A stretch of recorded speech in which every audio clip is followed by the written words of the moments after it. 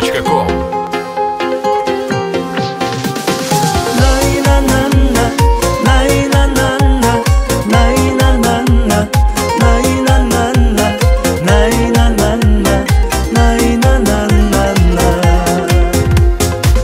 Ата-анам арқасы ерім, тілекшім қамқорым менің, бір туған іні қарындас, сендерді аңсап жүремін.